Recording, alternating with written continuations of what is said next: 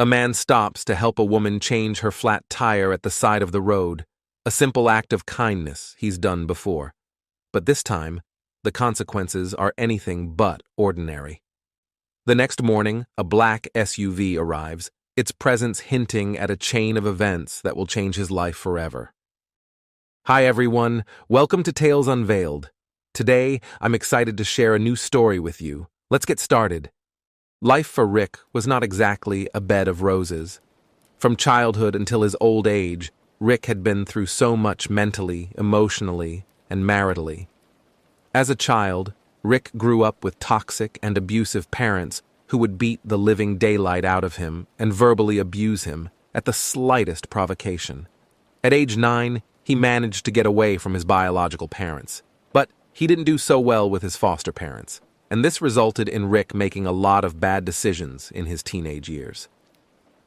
As a teenager who didn't have parents who cared for him, Rick dabbled into the world of drug addiction, and for the greater part of his adult years, he struggled to break free from the chains of drug addiction. Unfortunately, by the time he was able to get clean, he had lost his marriage and children and the opportunity to work at the company of his dreams. After several failed attempts to get his wife and kids to return to him, Rick finally gave up and accepted that it was his fate to live and die as a lonely old man. Thankfully, he had managed to get a job at a pizza shop in the distant part of town, and with his little earnings, he could afford to take care of himself and his basic needs. Unlike other old men his age, Rick didn't have many friends. His only friend was his neighbor who lived down the street, and sometimes, whenever Rick was bored, he would go down to his neighbor's house to spend time with him and his family. His neighbor, Mr. Freeman, was one of the people who pushed and helped Rick to break free from his drug addiction. Also, he was the one who helped Rick get the job at the pizza shop because he knew Rick needed a steady source of income. In return for all the love and support Rick got from his neighbor, Mr. Freeman, Rick became a loyal friend. Sometimes, he would help Mr. Freeman do a couple of handiworks around his house. Aside from Mr. Freeman always visiting Rick occasionally, Rick never had anyone else at his house, and each time his doorbell rang, Rick was sure Mr. Freeman would be at the door. One day, after working a late-night shift, Rick was driving home in his old truck when he spotted a young woman bending over her car tire with her phone flash in her mouth.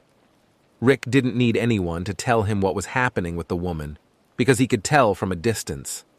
At first, Rick wanted to drive past her because it was already very late at night, and he needed to go home on time to catch his favorite TV crime show. But as Rick drove closer to where the woman was, he saw how frustrated she was and how she struggled with the car jack. Without thinking twice, Rick pulled over behind the young woman's car and honked to get her attention. Immediately, the young woman heard the horn from Rick's car. She turned in his direction and watched as Rick got out of his truck and walked toward her. "You've got a flat tire?" Rick asked in a concerned voice. "Yes, the damn tire must have picked a nail or something," the girl responded with evident frustration in her voice. "Okay, let me help you fix that," Rick said as he bent over to raise the car with the jack. Rick noticed that the young girl seemed hesitant to let him fix the tire initially, but he understood why. It was late at night, and it was quite uncommon for people to stop by and help strangers that late at night. "So where are you coming from?" Rick started a conversation. He intentionally started the conversation to help the young lady get comfortable around him and ease her mind. As he expected, the more the young woman talked with Rick, the more comfortable she became. According to the lady, she was returning from a hangout with her friends, and about an hour into her ride back home, she realized she had a flat tire. After the lady had told Rick about herself, Rick talked about himself too. He told her he worked at a pizza shop and had just returned from working the night shift. Gradually, their conversation moved from talking about their day to talking about their lives in general. The young woman did not speak much about herself, but Rick talked much about himself. He talked about his good friend and neighbor, Mr. Freeman, and his life regrets, and how much he missed his wife and children. From all Rick had shared about himself, the young woman could tell that Rick was remorseful about his past and was just an old man who didn't get the proper parental upbringing. A couple of minutes into their conversation, Rick took out the flat tire and replaced it with the woman's spare tire. Then, when he was done, he grinned widely and said, "I really enjoyed talking to you." Then, he walked to his truck and drove away. The young woman enjoyed talking to Rick, but was more grateful to him for helping her fix her spare tire. She thanked him wholeheartedly for his help and drove off after Rick left. By the time Rick arrived home that night, it was too late to watch his favorite crime show, but he didn't mind. He felt more fulfilled by helping the stranded woman, and he felt good talking with someone else who wasn't Mr. Freeman or his family. The next morning, Rick woke up pretty early to work out in his yard. After he was done with his daily workout routine, he did his laundry and cleaned up his house before having breakfast. It was his day off, and Rick's intention was to spend the afternoon by himself. Then, by evening, he would go over to Mr. Freeman's house to spend time with him and his family. Later that afternoon, Rick was watching a comedy show on TV when he heard a soft knock on his front door. At first, he was confused because he wasn't expecting any visitors, and he was sure that his friend, Mr. Freeman, was at work. When the knock came the second time, Rick was forced to go and check who it was. When he opened the door, he was surprised to see a man in an expensive-looking suit and two other men standing by a black SUV in front of his driveway. "You must be Rick, right?"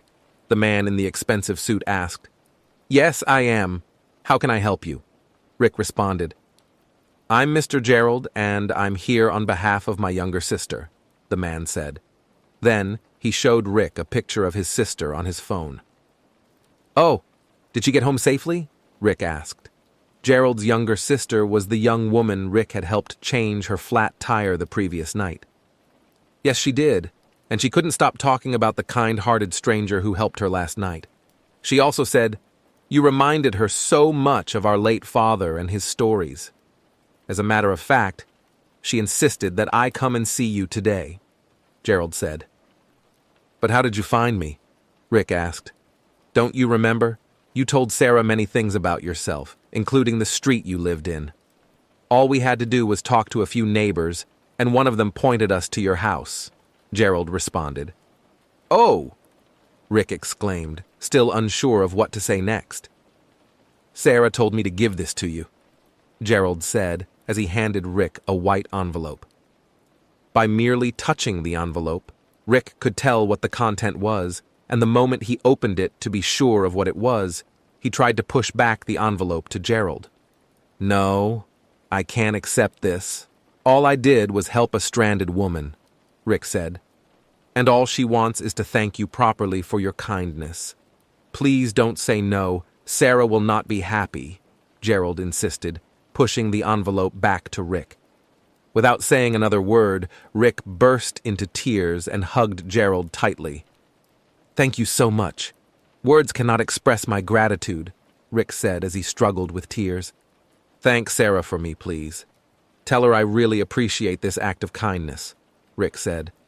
"Don't worry. Sarah will be here to see you when she's back in the country.